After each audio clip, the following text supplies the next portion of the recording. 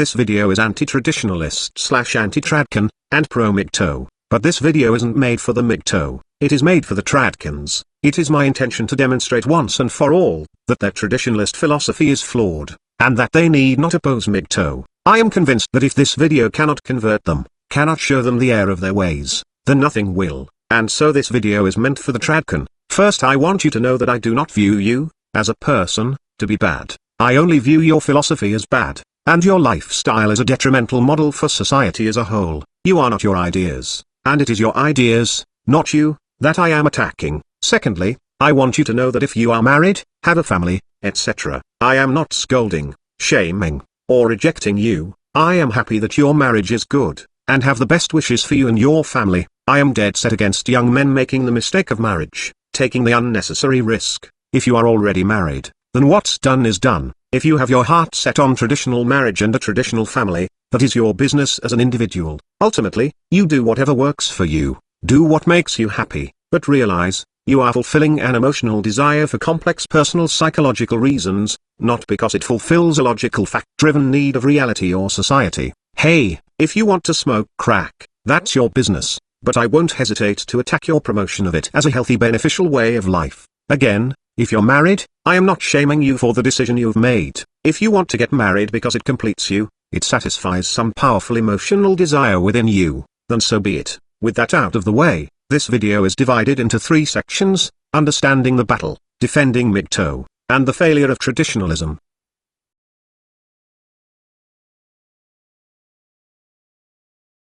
Understanding the battle. In gender politics, there are 3 opposing forces, with overlapping goals and beliefs. 1. Traditionalists, whose old-fashioned pre-feminist era beliefs are typically what feminists refer to as patriarchy. Traditionalism belongs to the conservative right wing represented by the Republican Party, in USA. 2. Feminism, a civil rights movement geared towards creating sex equality, that is breaking traditional gender roles. Feminism belongs on the left wing with socialists and liberals represented by the Democratic Party, in USA. 3. Men's rights movement, MRM, is a civil rights movement geared towards ensuring the rights and fair treatment of the male sex. Neither the left or right political arena recognizes or caters to the MRM. In fact, both left and right parties are contrary to the well-being of men. A pro-feminist will see an MRA, men's rights activist, as a gender bigot disguised as a civil rights advocate. An anti-feminist will see a feminist as a gender bigot disguised as a civil rights activist. The MRM is the evolutionary outcome of the anti-feminist community. There is actually a 4th, but this is misleading. The 4th is MGTOW, men going their own way. Bear with me, folks. This next part gets rambly, and I use it as an opportunity to cover a few things I didn't know where else to insert into the video, so bear with the ramble for a bit and I'll get right back on track. So what is MGTOW? That's an interesting question with no simple answer. From what I've been able to discover, the term men going their own way was coined around 2004 by some men's rights activists named Ragnar and Makio. There is an article called The History of the Men's Rights Movement according to Feds, which I will link to, that talks about the earliest MGTOW, the origin of the term, and a pretty good in the beginning of our movement look at early men's rights. Some consider men who are single to be MGTOW. I do not, and here is why. We cannot assume the motive of a man who isn't married. We know not his mentality, his situation, his motive. He is just a statistic people refer to as a MGTOW. We have the much older terms bachelor, single, and unmarried, to describe what he is. The next type of MGTOW is the passive MGTOW. He has for the most part dropped out of society, or at least dropped out of the mating and dating game. He isn't a highly charged political activist fighting for the rights of men, or fighting against feminism. He's just a man who quit. Is this type of man MGTOW? I suppose he might be. Then there is the politically active fighter for men's rights. He is not going to center his life around women. He is not going to conform to a Western media portrayal of real man, the John Wayne character, or to the identity in which women and society at large demands of him. Maybe he is celibate, maybe he is a player who got game, maybe he's somewhere in between, maybe he is angry and bitter because he got burned by women, maybe he's just a blowjob away from being a feminist, maybe he's asexual. They can be any of that, possibly more, but whatever the case, he's unmarried, is currently declaring marriage is a trap, and most importantly he's fighting for the rights of men. These active MGTOW, they are the Barbara Says and Stardusks, the man-woman myths and the Sandmans, the Zeds and the Paul Elams, the psychological cynics and the razor blade candies. These active MGTOW, they are advocating for the rights of men, What do you know? That by definition is a men's rights advocate, so I insist that active MGTOW are MRAs. So what then is the difference between an MRA and a MGTOW? Well, MGTOW are living out a lifestyle of bachelorhood and I suppose bachelorhood values.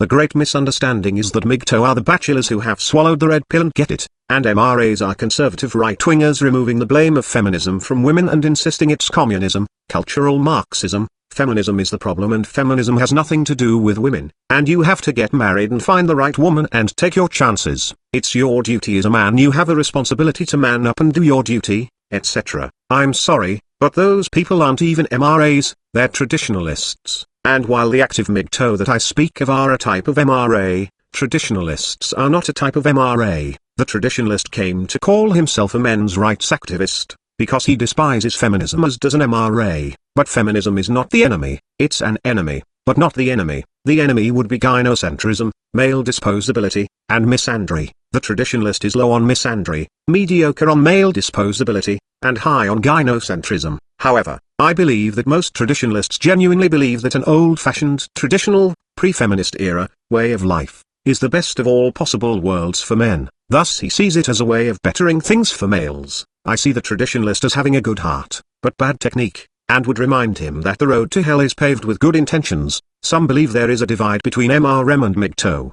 But there is not. There is a divide between MGTOW and traditionalists, who are artificially associated with the MRM. I would identify as MGTOW, because I am, but I am identifying as MRA because it's what I do. I am a political activist for the rights of men, that is I am an MRA by definition of my goal. Labels actually do mean a lot. Go tell someone you are a MGTOW, and look at the expression on their face. Say the acronym out loud, men going their own way, and you get the same confused look. When they ask you what the hell that means, try explaining it, and try explaining it in a way that is consistent with 90% of everyone else that would explain it. Now say men's rights movement, or men's rights activist. You need not explain what that is. We know it means you are fighting for men's rights, or are in some way pro-male or anti-female, or something like that. Some people might mistake that for some kind of code for male feminist.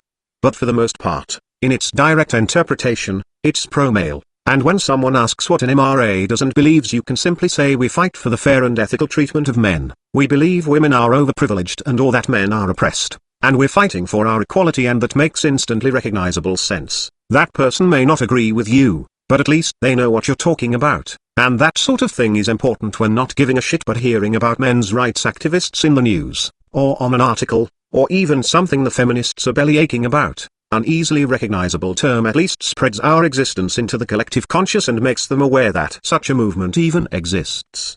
Do you see the importance of using the term MRA to describe yourself? I'm not scolding those who identify as MGTOW. I am explaining my reason for it, and I am also reminding these active MGTOW why they need not put such a powerful emphasis on being MGTOW rather than MRA, and that they do need to understand they are MRAs by virtue of believing men are treated unfairly, and wanting that to change. The reason why is because if not, in time, the pseudo-divide between MGTOW and the MRM could become so big that MRM means the traditionalist conservative movement and MGTOW means men's rights movement, and men's human rights movement is just the AVFM trade name for MRM, and I ain't using it. You hear men going their own way, and two things come to mind. 1. Men who jack off, self-love, love their own self, master of his own domain, celibate. It sounds like a pro-masturbation movement or something. 2. You think of a gay man, not playing for the heteronormative team. He's going his own way, or some type of transgender euphemism. It just sounds like something that might be better suited for the LGBT. Of course others might think of an old Russian fighter plane getting towed away, and others still might think it's that toe between your big toe and your middle toe. I kid about those last two, of course. Men's human rights movement. What does that sound like to you? Sounds to me like an anti-PETA organization. I'm not kidding, it honestly sounds like the men's human rights movement. Human rights, not animal rights. To hell with those PETA bastards. I'll eat steak if I want, I'll wear leather if I want, and I love my dog, but he's not people, goddamn it. Nothing against animals, but people first, damn it. Human rights, men fighting for the rights of humans. I am a man, not an animal, and my rights as a human trump the rights of some cow to not get eaten. I swear to Darwin, it sounds like a fucking anti-PETA movement, and because there's nothing different about an MRA and MHRA, the H is unnecessary, and I don't encourage others to use it either. I mean if you are a part of AVFM, and that's how AVFM wants to label their cause, and you want to make sure your article's grammar fits the AVFM narrative, then whatever. But if you're not writing for AVFM, don't fucking use MHRM, MHRA, and if there was ever a need to put a fourth letter in there, how about C for Men's Civil Rights Movement, but even that is unnecessary. MRM, MRA will do just fine. Anyhow, MGTOW is a part of, an aspect of, the men's rights movement. Unless of course you are the type of MGTOW that doesn't really care about men's rights, then you're not watching this video. So whatever, I have declared that the traditionalist among us are not MRAs, but I am hesitant to declare get out of our movement you traditionalist scum, simply because newcomers to this movement, who do not get it, have not swallowed the red pill, have not even been offered the red pill, whose only concept of men's rights is seeing how mean and spiteful the feminists are, and knowing that this feminized society hates men and is scolding them and trying to neuter them, and he wants to fight back against this hate machine, and he doesn't want to be a neutered sissy boy, he wants to be a man and have male pride and proudly display his masculinity like a free man. He will see feminism as the problem, and view the non-feminist way of life, the pre-feminist way of life, the old-fashioned traditionalist way as the proper way of life. Finding a noob and jumping on him with aggression and yelling get out of our movement tradcan scum will not really help him to find the outlet he needs. He needs to know there is a movement looking out for him that he can be a part of, and that movement, our movement, needs to be a welcoming one that will educate him as to what it's all about, let him adjust to the environment, and offer the red pill to him. However, we do need to challenge the tradcan rhetoric, and we must do this, not by character assassination, but by arguing point by point why what they believe is wrong. You cannot tell them they are wrong. You must show them that they are wrong, and of course, it is very important that those of us in the movement, know among ourselves, that the MRM is not about putting women back in the kitchen, sending men off to die in wars like a real man while giving women the pussy pass, nor is it about shaming those sissy emo fags and strutting around like a hardcore G or John Wayne. It's about fighting for fair treatment, it's about looking out for men, it's about us men doing what women are doing, looking out for our sex first, looking at politics from a male-centered point of view, not to protect the womenfolk point of view, and it's about discovering our true self, not beating ourselves up and beating up others for not conforming to some embarrassingly comical Hollywood archetype of masculinity, nor neutering ourselves to be in touch with our feminine side, which I guess translates to being a promiscuous choose masculinity. What is a man like when he is acting like himself and not living for the purpose of pleasing women and building his identity around their capricious wants? Well, whatever it is, that's what us men are, and what we need to try to get in touch with, and whatever that is, we must be careful not to force it too hard onto men to conform to that. I don't think it's healthy for men to be mocking and ridiculing and in every way bullying men into acting like manly men or scolding them and bullying them into being sissy boys. Men and women both are constantly shoving men around barking orders that a man is to do and not to do this that and the other thing because he has a penis. I am a human, I happen to have a penis, thus I am biologically a male, but that's what I am physically. I shall not let having a penis dictate what games I play, what music I listen to, what shows I watch, what hobbies I have, what thoughts I think or what feelings I feel. My penis no more defines my soul, my personality, my existence, than does the hair on my chest, the hair on my arms, or the pimple on my ass. I am who I am. If I do something traditionally masculine, so be it. If I do something traditionally feminine, so be it. We are a society that thinks men should have choices taken off the table and fit into a constrictive role because of his plumbing. Enough of that. How about let men be human? They can be as stereotypically masculine or feminine as they want. They can contain extreme elements of both, or neither. Allow men to be people, so that individual men can find themselves without being pressured to conform to a constrictive role and cookie-cutter identity. Personally, I am pretty damn masculine, and I really don't like femininity in men or women, and I used to be a Bernard Chapin type that scolded men for not being a manly man, but now I look on that with regret. Women have all the freedom in the world. Men are locked into a strict role of take it like a man soldier, the great self-sacrificing provider and protector of the almighty golden uterus. A woman tells a man I'm looking for a real man, he conforms, and then the next woman comes by and says typical male pig. He is physically pushed around and called a fag, and then when he adjusts to this hostile macho environment and learns to imitate his peers, he is then called a homophobe for using the word fag or having heteronormative views. Today's young men are bullied into acting hard and tough and macho, and then simultaneously scolded for acting hard, tough and macho. Young men are pulled into two different directions, and it is wreaking havoc on them psychologically. I wouldn't be surprised if this factor accounted for 1/3 of the trans woman out there. Young men pulled in both directions until he snapped. Well, I'm not going to shame men into conforming or rejecting masculinity. I am going to let him be himself, and discover his true self, whatever that may be. Okay, rambly part over, let me get on with it. Somewhere in the early 2000s,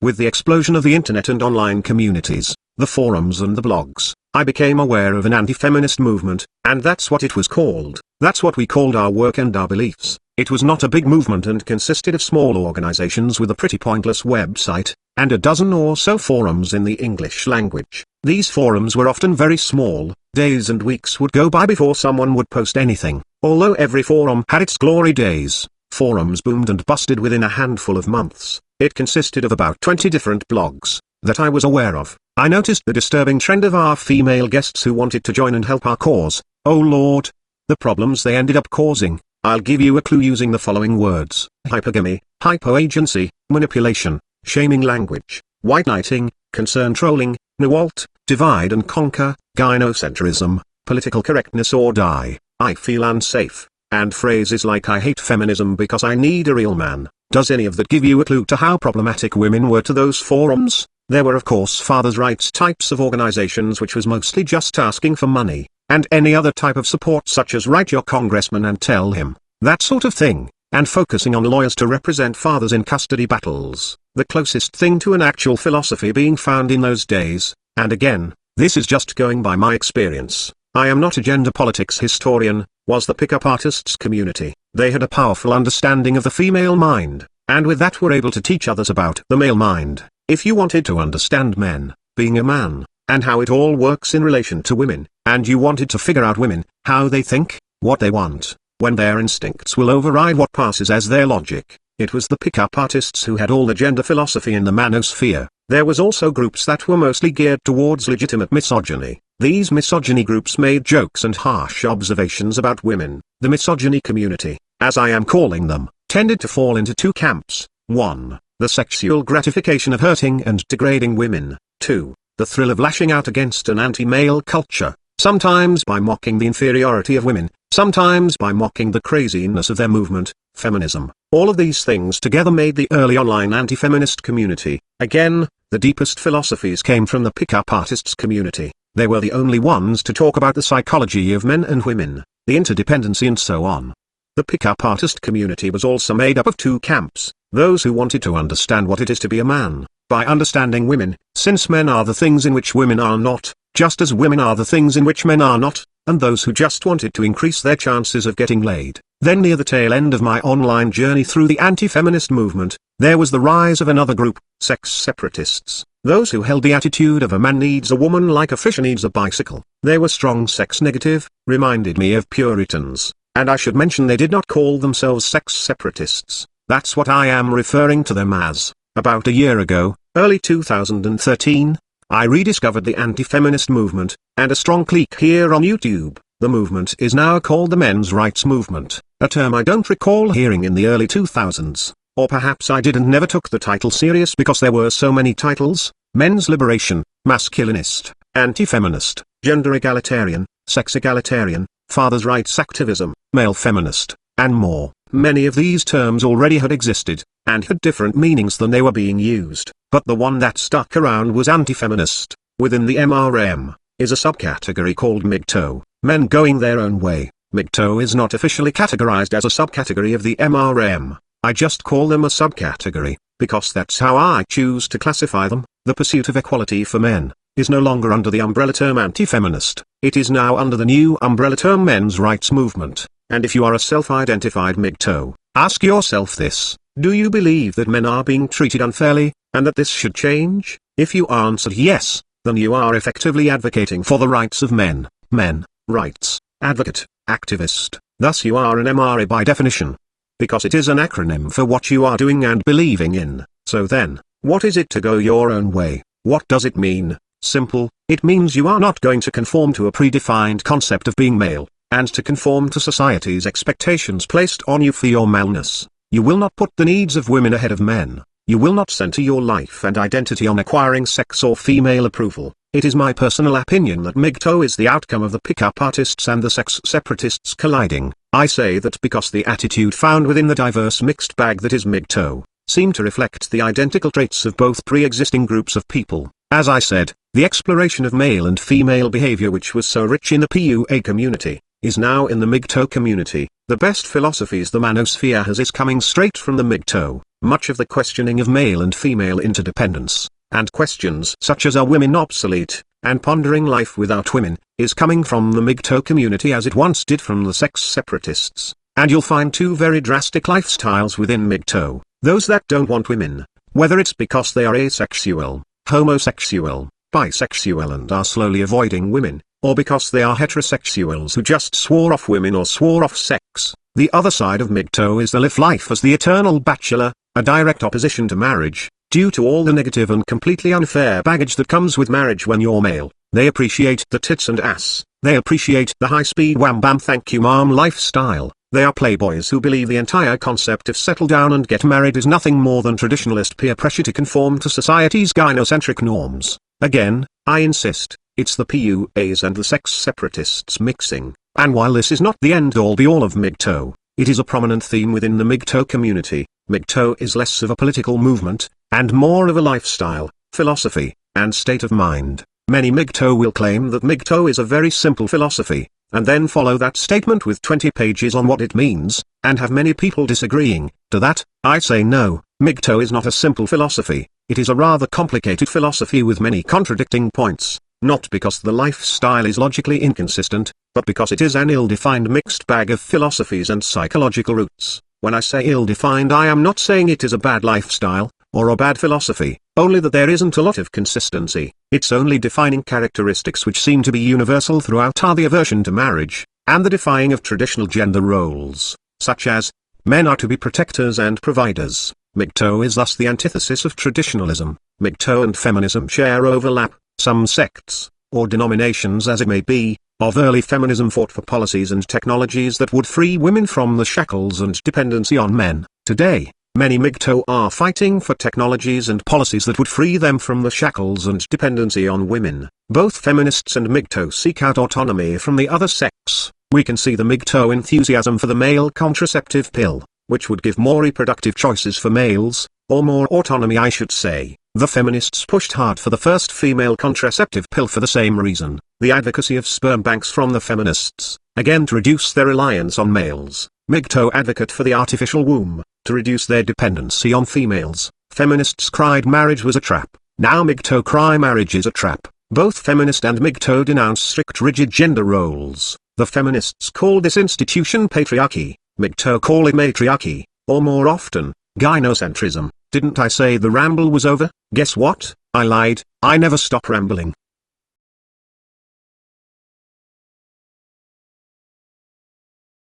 Defending MGTOW, it is often cited that since the sexual revolution, second-wave feminism, and women giving up their role as stay-at-home mothers, and instead seeking a career, that the birth rate has fallen. A lot of this I addressed in my video Traditionalism or Get the Fuck Out.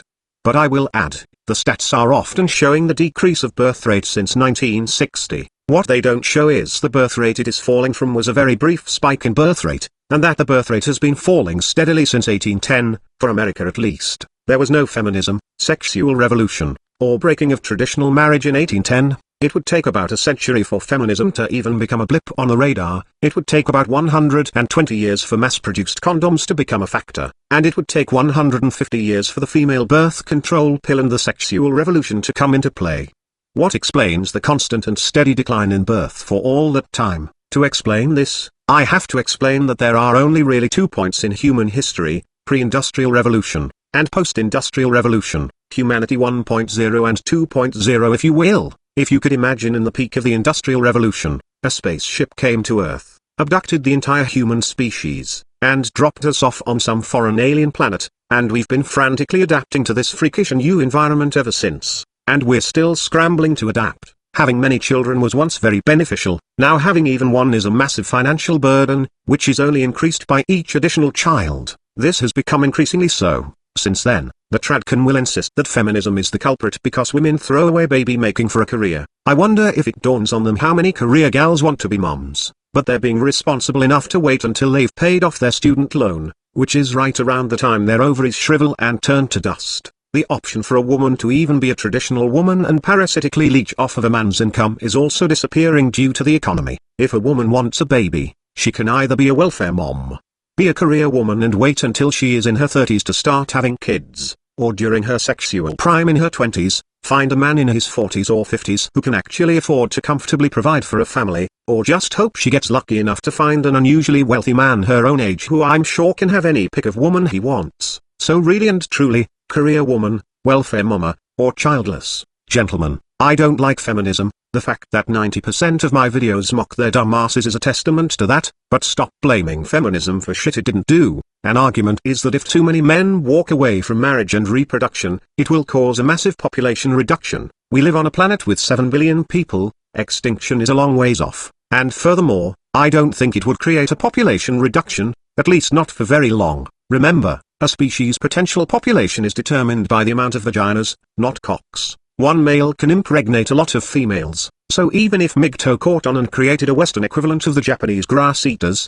population would only take a dip briefly before a polygynous, a type of polygamy, system would become the new cultural norm, men fathering children to many different women, and then the artificial womb allowing single men, gay men, infertile couples, intersexed, and trans types to have children. The scary possibility of a government-run baby farm with paid workers to raise children created by donated sperm and artificial wombs, if the situation ever got that desperate. And who would pay for these children, I can hear you asking. Well, wealthy men who can now have 10 wives without the slightest cultural criticism. Also, lots of welfare. Oh no, my taxes. I can hear you screaming. Oh, you people are amazing. You'll demand that young men throw themselves under the bus, place themselves in danger, continue contributing to the very system that is fucking them over, make sacrifices, and do their male duty for the benefit of women, because we need to keep our numbers up, but God help us, you won't part with your money, I swear. You're like a feminist, you want your cake and eat it too.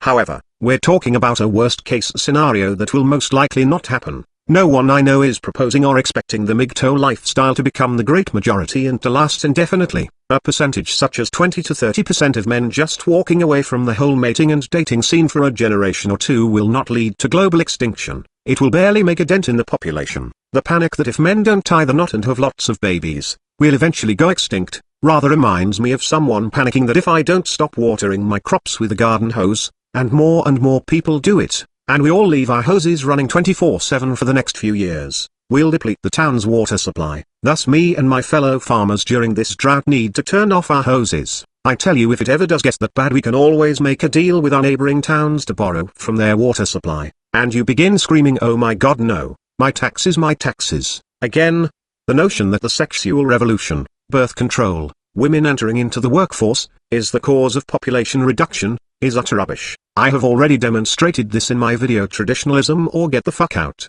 Women can and are having babies above the replacement level while having a career. And here's just one example. Think about all the women in the sweatshops in third world shitholes. And now think about their birth rate. There, myth busted. The declining birth rate among white people, the Western world, and other races and parts of the world, is all a part of a larger whole. Women having jobs, birth control pills, and marriage becoming an archaic tradition, is not the cause of the worldwide population decline, and the statistics can be misleading in territories that have really high birth rates, because you're not taking the freakishly high death rates into account. Human population is such a complex issue, and the planet as a whole is already hitting its population plateau. Look, there are a few different classifications of people who breed: the wealthy people who can afford to have many children, the dirt poor people who can't afford to have children, but fuck it, they have nothing to lose by having them anyhow, so lots of starving neglected babies, or in more developed countries, lots of welfare babies, and then finally the middle class types who can live a comfortable,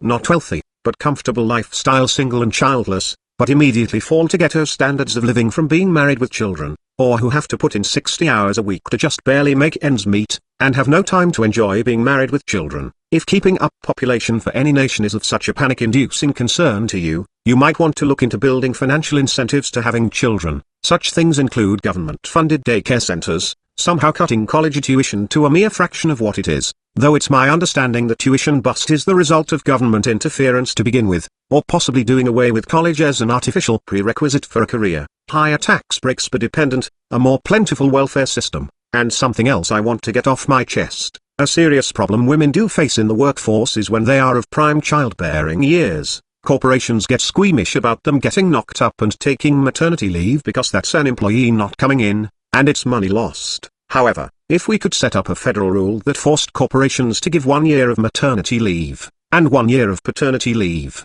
a man becomes as much of a liability as a woman. Both are going to get a year of parental leave, and to ensure that both, especially the mom, comes back to work. The catch is this: they don't get their money until they come back to work, and for that 1 year they get double pay, or 150% pay or whatever. Therefore they are getting parental leave only if they come back to work. This will knock off that pesky trend of moms taking maternity leave, and then saying fuck it, I don't want to be a career gal, I want to be a mommy, knowing they can't afford not to go back to work for at least 1 more year to collect all that money, will be a great incentive for them to return to the corporate world, and that way corporations will have no fear of hiring women for any and every position. Bottom line is, the lack of babies being brought into this world is strictly an economic issue. Babies are too costly, fix it or shut the fuck up. There are so many things you can do to encourage people to have children, or discourage poor people from having more welfare dependents. We can play with tax benefits and tax cuts and create one type of financial incentive after another. You're panicking over a problem that hasn't even happened yet.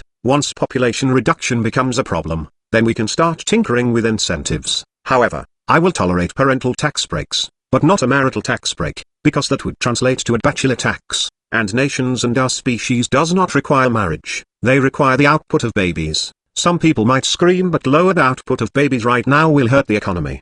The economy needs a progressively higher output of children. Okay, this is true, and the problem here is the economic system. It is my understanding that if the birth rate remains a stagnant 2.1, this hurts the economy. If it goes from 8.0 to 6.0, that hurts the economy. Sounds like a bad economic system. It's like building a boat that is held together by human blood, but that blood-based glue is dissolving in the water. Therefore we need more and more blood to make glue to keep the boat together, requiring an ever higher amount of offspring for blood donation. And with higher population comes greater stress on the boat, thus even more blood is needed. Sounds to me like the problem isn't people unwilling to give blood, but a poor way of designing a ship. You might want to work on that. And there is an elephant in the room, and no one wants to mention it, and I don't want to bring up the elephant, but I fear that this elephant may be the real cause of the panic-stricken population hysteria, and therefore I have to address this. White people are concerned about extinction, and no, that doesn't make these people racists. There is nothing hateful about wanting your own kind to be around in the future.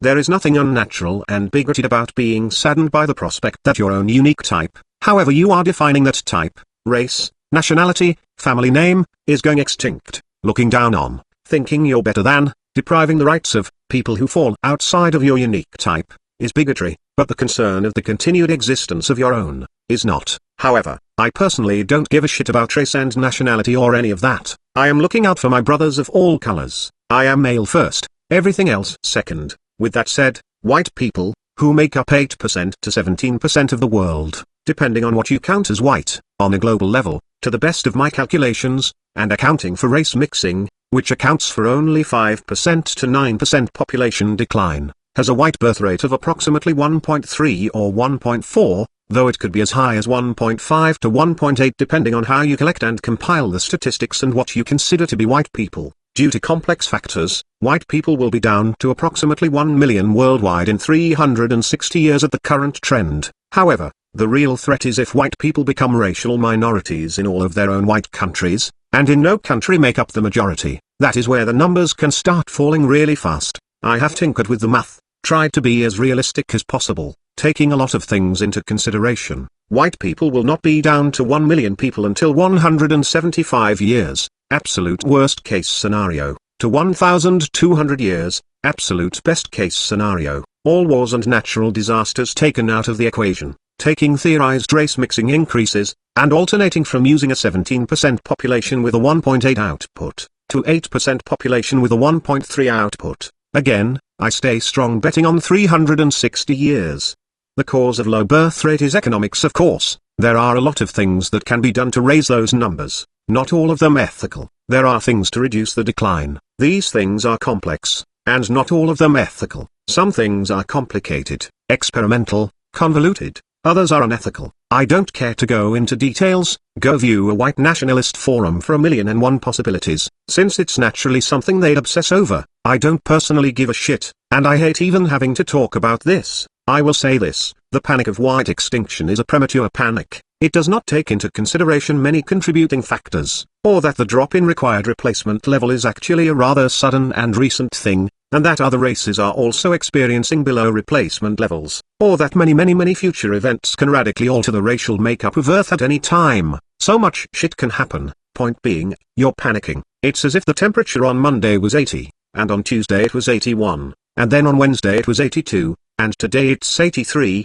and you see a pattern, and scream OMG at this current rate of temperature increase, we'll burn to death by the end of the month, it's the end of the world. You might not want to panic just yet. Seriously, white people don't need to be panicking, or even thinking about this shit for another 60 to 150 years. You really can't panic today over shit that won't happen for centuries. There's a better chance a nuclear war will wipe out white people before low birth rates do. Furthermore, demanding white men throw themselves under the bus to keep up white birth rates is fucking stupid. It isn't dealing with the cause of problems. Furthermore, MGTOW is a proposed lifestyle for all races. And please dear God do not make me take out my calculator and try to figure out when it will wipe out 7 billion people. And I only bring this up because I have that nagging feeling that concern over diminishing white population is the real cause of the we need to get birth rates up or we all gonna die hysteria. And if I didn't address it, then I would not have reached those people. And when you know who made that video saying at the current rate the world will be more Christian,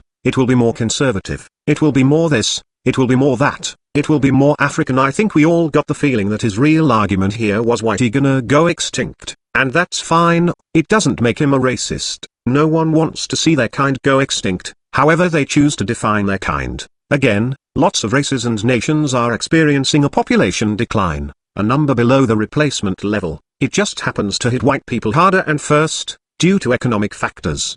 But that trend will spread to all races and practically all nations, and the Earth is going to lose a certain amount of people, and then pick back up again. I base that statement on a lot of studying of the problem. Again, it's not only white people whose birth rates are down, or Americans, or Europeans, it's a global trend, and it's economics. And I also need to point out that welfare raises, cuts, amendments, higher tax breaks for dependents, and so on, isn't even something I am proposing today or tomorrow. I am proposing these types of incentives in 400 to 500 years from now, when the current trend actually leads to a realistic population problem that humanity will only have another 400 to 500 years to reverse. But over the next few centuries this overbloated planet is going to lose some weight, and I think we'll be alright. Oh, and the need to feed our economy with an ever-growing population boom, makes me think of some guy with a shovel, shoveling babies into a furnace for fuel. I think you need to work on building a better economic system and realizing that economies are a support system for life.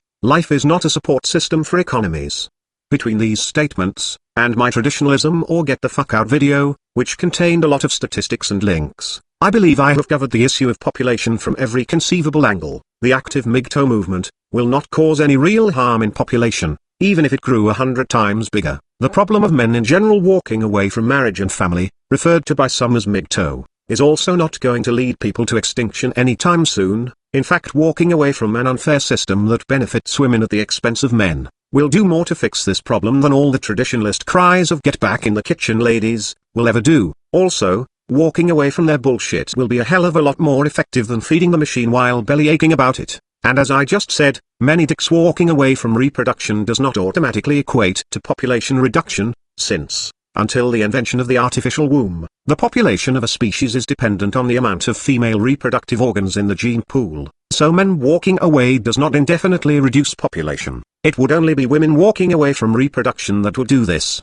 There are just so many things that can happen between now and centuries from now, that panicking over population reduction is nonsense. I hope I have, through a massive wall of text, put a stake through the heart of this issue once and for all. The next issue we have is absolute worship of motherhood. This belief that a woman must stay home sitting on her pampered twat watching the kids like a hawk or else they'll die, or be social degenerates or psychopathic murderers or whatever crazy shit some tradcans have come up with. It isn't babysitters and daycare workers or even teachers who are causing all the psychiatric trauma. It's the parents. Most of the psychological problems a person has, where biology isn't the cause, is caused by their childhood. And I'll give you one guess as to what the one overwhelming influence in their childhood was: parents. When kids grow up fucked up, it's almost exclusively their parents that did the fucking up. Tradcans have it in their heads that parents watch their children 24/7 with a level of attentiveness and moral guidance that no state worker or corporate-sponsored babysitter could ever do. And this is complete bollocks. I can't believe how gullible these men are. After the toddler phase, mothers almost instinctively go into this amazing ignore mode. And I want you guys to think real hard, and tell me how many times you've seen this. A mother is sitting at the table gossiping with her gal pals and the child says mummy and then gets no response from the mother who can't stop compulsively flapping her lips. The child calls out mummy and still gets no response. Then the child starts gently tugging on her sleeve saying mummy, mummy, mummy, and it takes forever for the mother to finally turn to the child and sharply say what? And then the child asks if it can have a piece of cake, or a drink of Kool-Aid, or whatever it's trying to get. And the mother says sure, in a moment, and instead of getting up and giving the beverage or food to the child, she continues to sit there talking, and the child starts again with the shirt tugging saying mummy, mummy, mummy, and finally the woman can stop flapping her gums long enough to tend to her child. Someone please tell me that this was not just every mother in my family, but this rule also applies to women in other people's families, because it's such a familiar scene to me. I'd like to think all of us have seen it from multiple moms multiple times. But my point being, this nonsense that a woman watches her children like a hawk and tends to its every need, is pure bullshit, and a paid daycare worker is liable to be more attentive to your child, and a paid daycare worker is infinitely less likely to cause major psychiatric issues than you and your wife screaming and fighting in front of the child. Daycare workers are held to standards. There are lots of kids who are old enough to report certain behavior. A daycare worker has a responsibility to look out for the well-being of your child. You and your wife aren't putting in 8 hours of parenting and then going home to live your complex insecurity-driven lives. No, you are living out your complex insecurity-driven lives right there with your kids, and all of your hang-ups and insecurities and times of emotional weakness and inner conflict is going to get rubbed off onto your kid. Not because you're a bad person, but because that's life. A daycare worker can separate all of their personal problems and all of their complex relationship issues from their job for those 8 hours that they're watching kids. So the entire idea, that only a child's biological mom can raise a child, and any form of substitute, be it a relative or a professional sitter, will cause your child to have psychological problems, is ridiculous pseudoscience generated by desperate tradcans to propagate their worship of the nuclear family concept. This whole idea that a man has to be the worker bee and mama has to stay home with the children and not even dream of getting an education or a job, is pure bullshit. Another myth I'd like to bust is that MGTOW is unnatural. I don't know what aspect of it they are referring to. Is it the not being a parent, the not getting married, the not centering your life on what women want? Is it the demand for an equal partnership type of marriage? After all, MGTOW is a lot of different things, which is why I wish they'd knock off this bit about it's just a simple philosophy, because it's not. All I can say in defense of unnatural is that most people have no clue as to what natural is. What is natural is merely speculation to begin with. I hear pseudoscientific arguments based on what other animals do in regards to mating. Look, none of that shit holds any real merit. Some mammals are monogamous, some are not. Some species get a bitch knocked up and then run. Some are polygamous. The females of other species get knocked up, daddy runs, and then they lay their eggs in someone else's nest. Spiders tend to be female-dominated, with males cautiously approaching the larger dominant female, wondering if it is going to get laid or if it is going to get eaten, or both. Considering all these different mating practices, we can't really use other species as an example of what is natural to us. Some people think looking at chimpanzees should give us an idea. But that's wrong too. These little fuckers sit around flinging shit at each other. I doubt that makes for a good model of human behavior. Animals tend to be very simplistic, and there are certain behavioral idiosyncrasies between similar species. Humans are amazingly complex creatures by comparison to any other life form, and we are by far the most adaptive. It's one thing to gauge predictors of physiological behavior with drugs based on animal studies, since all mammals have very similar basic organs, metabolism, and endocrine system. But when it comes to emotional drives and decision-making, forget about it. Another method of determining human behavior is evolutionary psychology, which is the fine art of noticing a bizarre human trait, and then making up complete bullshit to explain how that may possibly have served us an evolutionary advantage. And while I am no fan of Rebecca Watson, she actually did a pretty good job of showing how ridiculous evolutionary psychology is. I recall this thing she did where she proposed that men just aren't funny, and then explained the reason men had no humor is because women were getting together and gathering berries and socializing and learning humorous quips to ease the tension of worrying about their men on a dangerous hunt, while the men were being silent hunters who must not speak or cause laughter that would chase off prey, and how this benefited women, and would have detrimented men, and why it became an evolutionary fact that women are funnier than men, or something silly like that. And the truth is, That's evolutionary psychology. Take something you notice, whether it's an accurate stereotype or not, and then make up bullshit as to how this may have helped our ancient ancestors. So evo-psych is out of the equation. How else do we humans determine human nature? Yes, by looking at history, looking at what was normal, and completely ignoring all constraints and variables, and assuming it was just always like that due to the biological makeup of the brain creating natural and unchangeable behaviors. The problem with this is obvious: it does not establish cause and effect. First, most people are looking at one time period in one culture, and forgetting all the cultural trends, the government rules, the history of that people, the religion that influenced them, and the environmental constraints.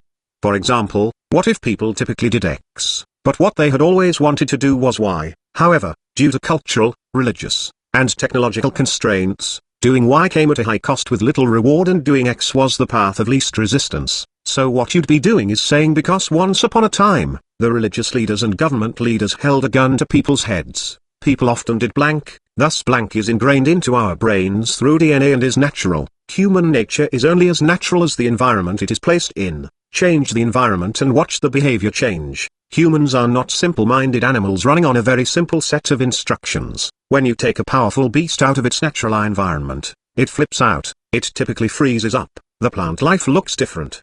The ground feels different, all the smells smell different, the temperature and humidity are different, and all the animals around looks different, and it doesn't know what is food and what is out to get it. Its simple brain is running on a simple set of instructions, and therefore doesn't make adaptive behavioral changes very well. Humans, to the best of my knowledge, do not behave like that. In fact, they are absolutely amazing at their ability to become a part of a brand new climate or a brand new culture and learn a whole new language and conform and adapt. The complex mind of the human makes us so adaptable, that predicting what is human instinct takes a bit of speculation. If humans were inflexible creatures bound to a strict set of tendencies that must be fulfilled, all societies would look the same.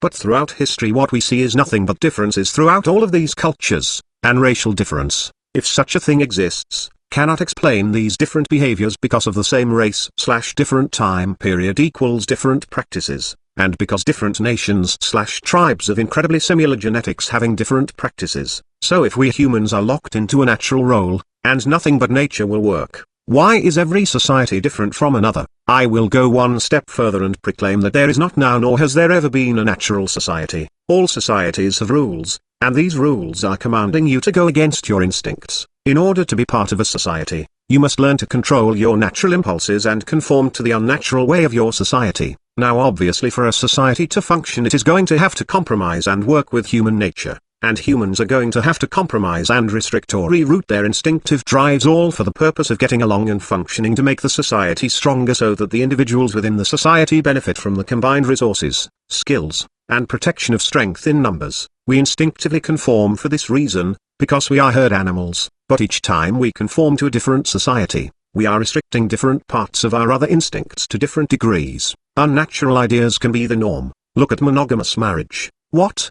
Did you think that artificial abomination of human instinct was natural? Fuck no, monogamous marriage worked and was the norm for about the past 2,000 years of Judeo-Christian white European culture, but throughout most of human history, cross-culture, polygyny was actually the most common form of marriage, men having multiple wives. Now obviously the amount of wives a man could marry was dependent on how well he could provide for them, and not every culture had the economic ability to hoard wealth, but in cases and cultures where wealth could be hoarded, which produced very wealthy men, and thus a class system, men of greater wealth acquired more than one wife. And while I have provided a reference for this, you need not even look at the reference to figure this out. If humans, particularly men, were instinctively monogamous, rock stars wouldn't be fucking hordes of groupies, would they? It would go against his natural biological instincts. The same is true with rap stars, sports stars and so on. Anytime a man becomes a celebrity entertainer, the acquisition of popularity and wealth, women flock to him, and he is not in most cases monogamous. He tends to fuck a lot of women. Because this is male nature unrestricted by environmental constraints such as limited income. When men are poor or average, he is horny and begging for pussy.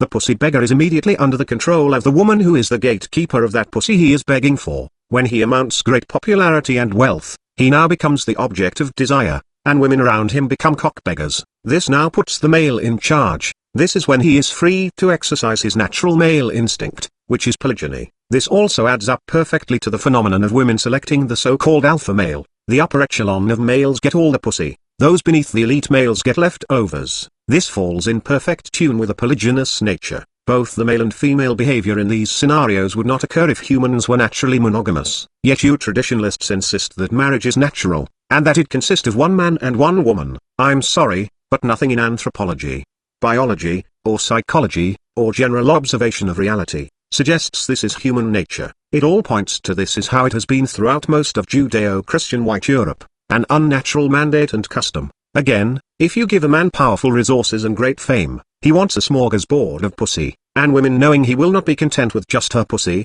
is willing to share this awesome alpha male to gain access to his alpha male sperm and resources. Seems to me the mating preferences of men and women both show polygyny to be nature's way. Furthermore, it only stands to reason it would naturally work out this way due to the fact population is determined by the amount of pussies. One man can knock up his entire harem of women, but a woman can't get pregnant any more with 10 husbands than one. And one man, one woman, means that in a society with an equal amount of males and females, the lowest, most stupid, most ugly, most sickly, most mentally fucked up people, are breeding at the same rate as the smartest, most beautiful, wealthiest, healthiest, people in that society. How can a society evolve upward when the weakest links and the strongest links are producing the same quantity of offspring? Clearly it is beneficial for the development, the evolution, of a human society, that the strongest, smartest, healthiest males breed in the highest possible numbers, and the fat stupid sickly males just don't water down the gene pool by breeding at all,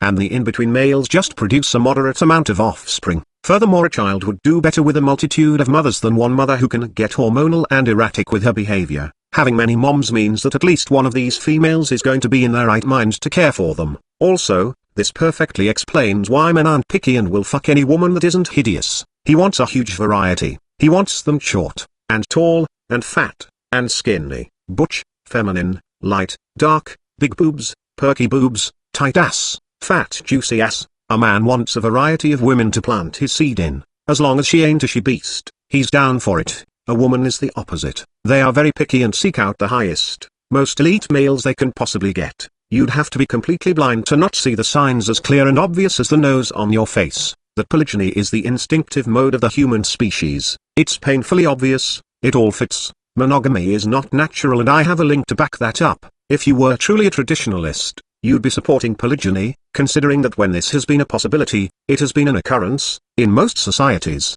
Again, your proclamation of natural is based on human behavior when constricted by environment, such as economy, tradition, religion, technology, and so on. It's only human nature in the context of the limitations of the environment. And as I said, in many cases, you're drawing your historical examples from Humanity 1.0, the pre-industrial revolution. This is Humanity 2.0, the post-industrial revolution, brand new environment, brand new behaviors, and the tradcan afraid of change. And while we're on it, I've heard that the MGTOW are a bunch of gender ideologues that think they can socially engineer human behavior. Okay, no, I don't think that's true. If it were true, then there wouldn't be so much discussion of male and female behavior. Why talk about our behavior and speculate on nature versus nurture for these behaviors? If we all had ourselves convinced that all human behavior is due strictly to the rules of society and have no biological influence. In fact, it often tends to be the other way around, tradcans blaming all that they see from women on feminism, an ideology,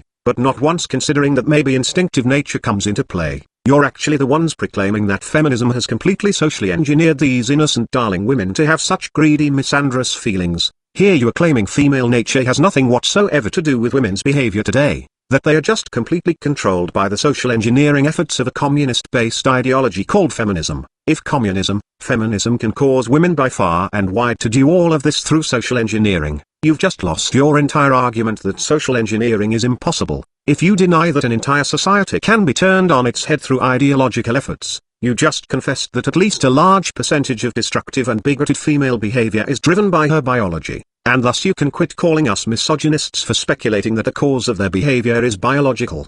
Dear tradcans, please choose which argument you feel like losing, because you can't have it both ways. I don't see MGTOW trying to socially engineer behavior against nature. Well, I suppose the closest thing to this is the idea that women should no longer be the sit-at-home pampered princess class. that they need to pull their own weight and take on male responsibility, and that men need to break away from this strict, rigid, inflexible role of protector, provider, and beggar of pussy. All right, this has a grain of truth to it. I don't believe we will ever live in a society where every woman takes on as much responsibility and independence as every man, and that every man show no more protection and provision towards women than women do towards men, and that every woman and every man holding the same level of responsibility achieve the exact same level of outcome. I agree that kind of a society probably won't ever exist, but we can have a society with far less men doing self-sacrificing and pussy begging. We can have far less parasitic entitled princesses. We can drastically cut down on how much of this behavior we see. You guys remind me of someone saying, "Oh, look at you silly geese proposing a law against murder.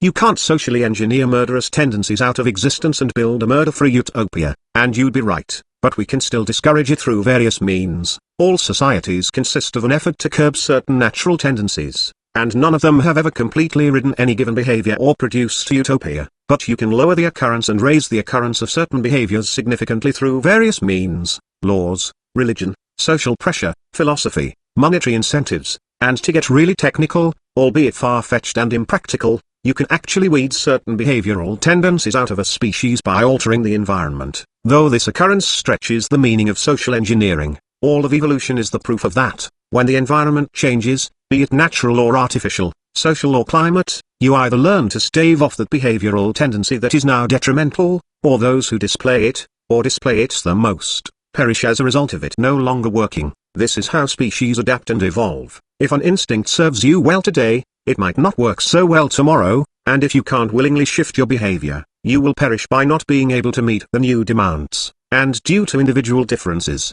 those individuals who are more suited to the change, thrive and reproduce, thus propagating their behavioral tendency. Those whose behavioral differences are a detriment in the new environment don't propagate that behavior into the gene pool. But this of course takes a freakishly long time. So without genetic manipulation or a eugenics effort, nature itself would weed out a human tendency over a course of hundreds or thousands of generations. So you're more right than wrong, but still technically wrong.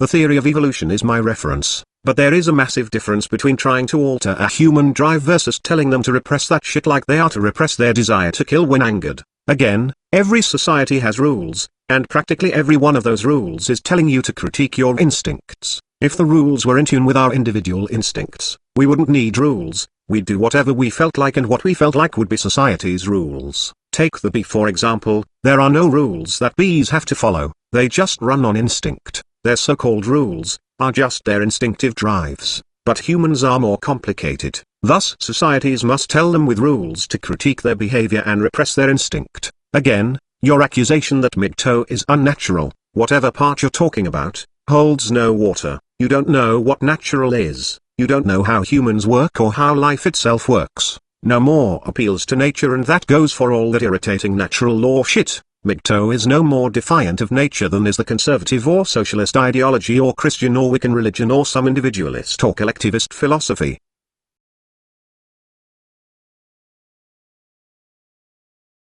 The failure of traditionalism. Often it is spouted that MGTOW was as bad as the feminists or just like the feminists. Again, there is overlap between the MRM and feminism, the fact that both know traditionalism doesn't work anymore, and it's time for some much-needed change from the old ways. This is the main problem with traditionalism, whether you are looking at it from a female or male perspective. It worked once, but it no longer does. For more on this, see my video Why Traditionalism Fails. Essentially, feminism is the result of the old ways no longer sufficing. The concept of one man, one woman, a gaggle of children, the family dog, a house up on the hill, or the white picket fence, the stay-at-home mom being a happy homemaker, and the hard-working father who could easily support himself, his wife, and all of his children, on his income alone, even as young as his 20s, owning one car, his wife owns another, and handing his wife her allowance, paying their maid, and still saving up for his kids' college tuition, and putting money away for retirement, and still somehow having enough money to put mama in a nursing home. That concept we seen on our 1950s and 1960s television shows were not an accurate depiction of the average American family,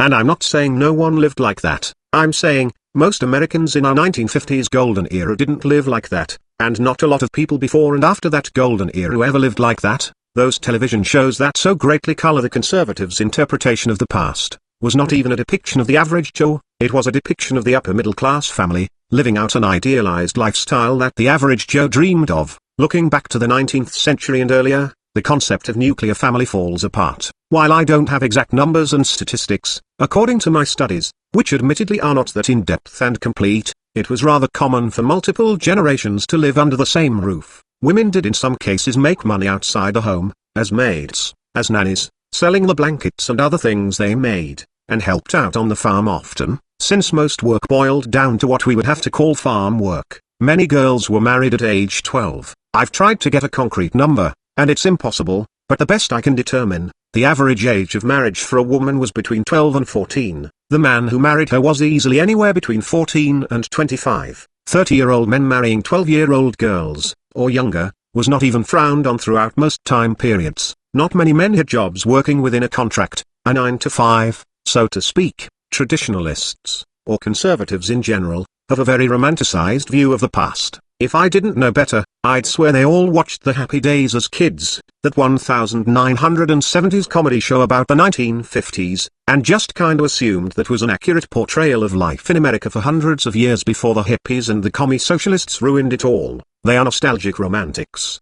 They want to enforce a set of values as normal, but in a freakishly different environment, and also excluding half the shit that made those original parameters work. It's like they are demanding cars be made like they were back in the good old days, back in the roaring 20s, and demand that General Motors' new line of cars be built to old-fashioned 1920s specs, back when cars had style, and then they get into the car and realize what a horrible piece of shit it is compared to modern cars. No heater, no air conditioner, breaks down easily, can't go very fast, belts out black toxic smoke from the high-leaded gas, can't go very far without breaking down, has piss-poor traction, no power steering, every little bump in the road feels like a painful shock to your spine. A moderately bumpy road will have your head smacking the roof of the car as you bounce from the springs in the seat that make up for lack of shocks. Guzzles about $80 a day worth of fuel since gas is no longer 5 cents a gallon like it was back in them good old days. I seriously don't believe these tradcons know what them good old days were like, and traditionalism isn't exactly as traditional as they'd like to think it was.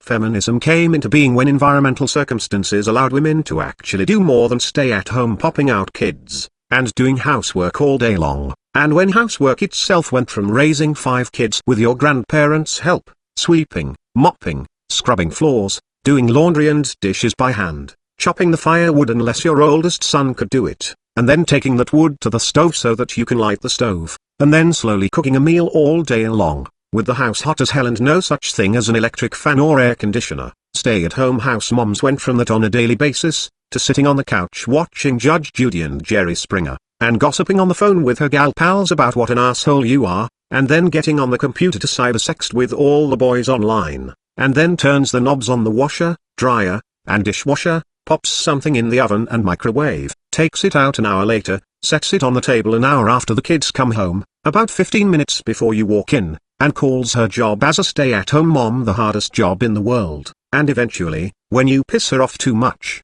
she's going to go fuck one of those 20 to 40 guys online she's having cyber relations with, and if you catch her, she's going to turn it all around on you for being a bad husband, throw you out of the house, divorce you, take your shit, and have your replacement living with her, in your former house, before the divorce hearing even comes up. I'm just saying, that's a traditional marriage in this day and age. I get why women push for it, but I do not understand why you men push for it. You men who push for that traditional marriage shit, you're forgetting, it worked in the 19th and early 20th century. We don't live like that anymore. Feminism came into being when the environment changed, allowing new options for men and women. People's natural fear of change, that inborn conservatism, the tendency to adhere to tradition and religion to back up and solidify those traditions, was the only thing for the longest time that kept the early 20th century women living the way they did. Society was very geared towards males as breadwinners, and women as baby makers, in a time period where this was becoming an artificial constraint more than a natural consequence of environment. As I see it, there are two radically different time periods in human history: pre-industrial revolution, and post-industrial revolution. Feminism sprang forth partially as a revolt against those artificial constraints, partially out of communist philosophy, partially out of women being greedy and ungrateful, partially out of misandry. A lot of things brought feminism into being, and when you consider feminism was never just one thing, and has undergone many changes. Now here is the interesting thing, traditionalism overlaps with feminism as well. Feminists constantly plead to society that they need more rules to empower them, more protection, and traditionalists agree that the little doe ideas need to be protected and provided for. The traditionalist will wax eloquently that a woman's job is to produce babies, a woman's place is in the house, raising children, and therefore it is a man's job to work that 9 to 5 and be a breadwinner. They will claim it is natural, and anything else is unnatural. They really promote hard the sanctity of motherhood, and the importance of her having children, lots of children. The more children the better, and giving her an education or a job will lower her output of children, and then human extinction, and thus the survival of the human species is dependent on women staying home popping out kids like a Pez dispenser and watching over them. And of course nannies and daycare will psychologically scar your child, and only its natural biological mother can raise it. And the thing is, I am not even exaggerating, I have heard all of these arguments numerous times. The entire traditionalist movement, the Tradcans, are out with these arguments. This is what they believe, this is how they think. Now, I want you to imagine divorce court, the judge, some old white guy, probably a traditionalist conservative, who holds those beliefs. Who do you think he is going to award custody to? Remember, a woman's place is in the home, never to step outside and work. She must pop out kids and raise them, because women are good for raising kids. It's really the one and only thing they can do. So who do you think the judge is giving custody to? Clearly, according to your own traditional views, the mother must have the kids. Being uneducated, unemployed, and raising babies, is her role. So when the judge hands your kids over to her, realize, he is just operating within the parameters of your own fucking traditionalist conservative worldview. And when he wishes to alleviate the burden to the state, to pay for this uneducated woman who never worked a day in her life and is thus not qualified to do anything and must stay at home to raise those children 24/7, when he wishes to alleviate the state's burden, he is going to task you with paying not only child support, but also alimony. After all, this woman, in accordance with her traditionalist parents, and her traditional marriage to a traditionalist like you, was essentially kept barefoot and pregnant her whole life. She can't get a job now. Furthermore, you traditionalists, you go on and on about how daycare isn't an option for our society because your junk pseudoscience shows that children who go to daycare have lower SAT scores, and psychopathic tendencies, and autism and cooties and every other bullshit problem. Thus children must be raised by their mother. They have to stay with mom 24/7.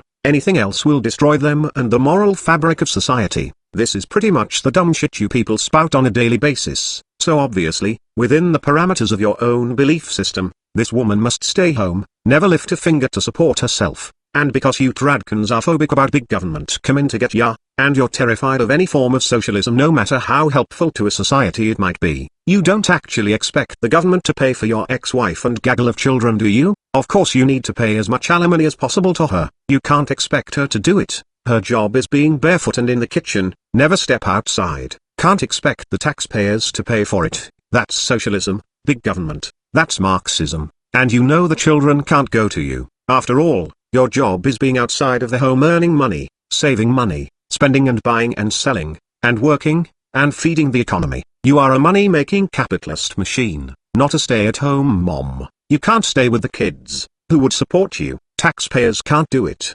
That's communism. Ex-wife has been kept, by the rules of traditionalist conservatism, barefoot and pregnant, in the kitchen unemployed and uneducated, so she can't do it. You can't hire a babysitter because, as you people have said in the comments of my videos time and time again, babysitters, nannies, daycare, it psychologically messes up the kids. So again, in case you just can't get this through your thick skull, a truly traditional conservative judge, who believes in the exact same traditionalist conservatism you do, is bound by the rules of your own antiquated belief system, to award your ex-wife full custody of the children, the house and car and whatever other accommodations necessary for the proper raising of the child, and you to pay for as much as possible for all of it, to alleviate the burden to the taxpayer. Big Red even said it.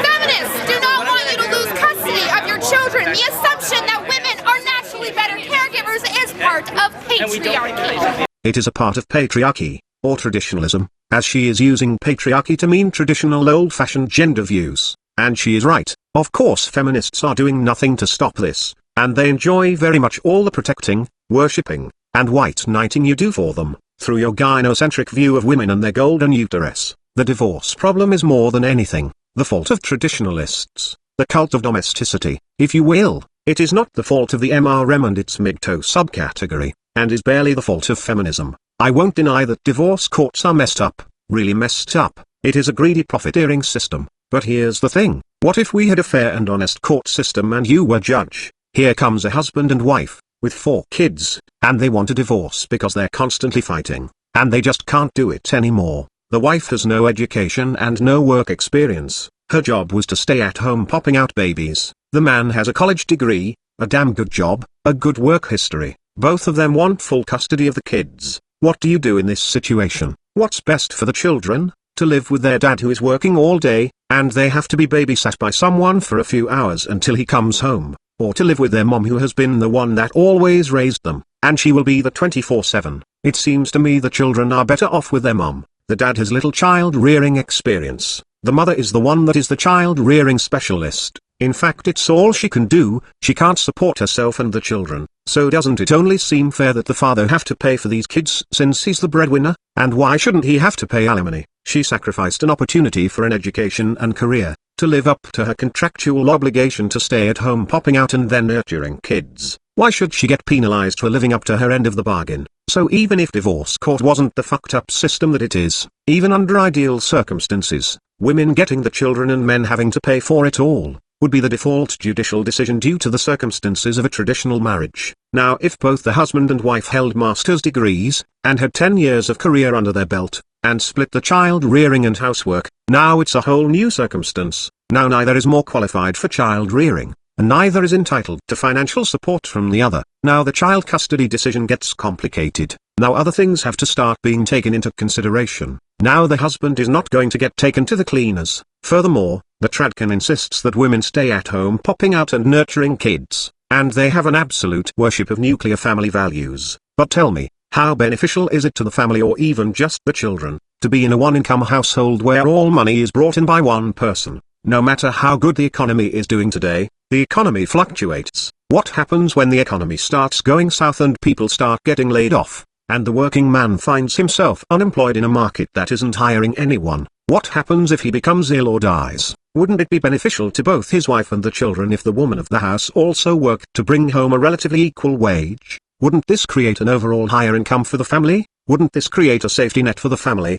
especially the children? If dad is injured or becomes unemployed, that their mom be able to still bring home a respectable wage that can at least pay the mortgage long enough for dad to get back on his feet. And wouldn't a marriage fare better when both the man and woman are together out of love, rather than the wife being with him primarily because someone has to put a roof over her head and that thing with the penis makes for a great ATM? It frightens me to think how many men are in a marriage and think their wife's outward display of affection is true love, but is unaware that outward display of affection is dependent on him bringing home a big paycheck for her to coast on. A part of me can't help but to sympathize a little bit with the housewife screaming profanity at her unemployed husband who sits on the couch drunk watching TV, not living up to his end of the bargain that she stay home unemployed and uneducated while he brings home the bacon and takes care of the finances like a rough and tough manly man. And here he is unemployed, asking for too much from companies. She asks why didn't he get the job and why he won't take this job and that job and this other job, and he shouts, because I'm worth more money than that. And she shouts, if you were really worth that money, they'd be paying it to you, not telling you to go fuck yourself, you miserable butthurt alcoholic. I mean, the mortgage is due, they're going into debt,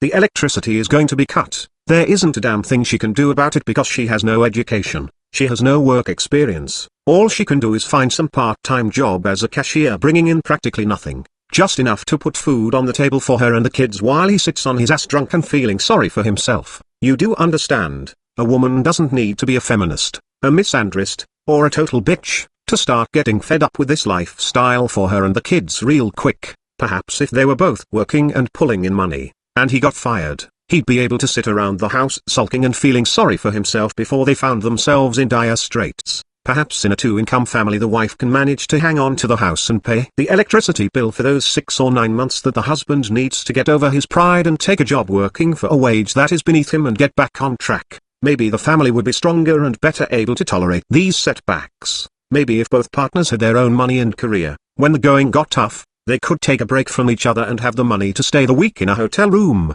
Imagine a wife getting so fed up with the arguments that she spends a week in a hotel room, before they are able to get back together and work it all out, versus the woman that is so financially dependent on a man that she has nowhere to go, and when it gets real bad, and she is trapped under his thumb, she explodes because she can't get away, and the arguing turns into some real ugly domestic violence shit which leads to arrest and divorce. Maybe women would reach for the phone to call a divorce lawyer less, if they had the financial freedom to take a break when the relationship got bad. And as I said, in this video, hell as I said nearly a year ago on my Woolly Bumblebee versus Intelligence video and or my MGTOW versus Marriage response video to the Critical G video, a woman that is pulling her own weight and is financially independent is logically less likely to take a man for everything he's worth in a divorce. Imagine a man and woman go to divorce court, each can stand on their own 2 feet financially, each can support the kids independently. The mother is less likely to be greedy and even demand all of her husband's belongings and income. She might enjoy it, but she doesn't need it, and the judge knows this too.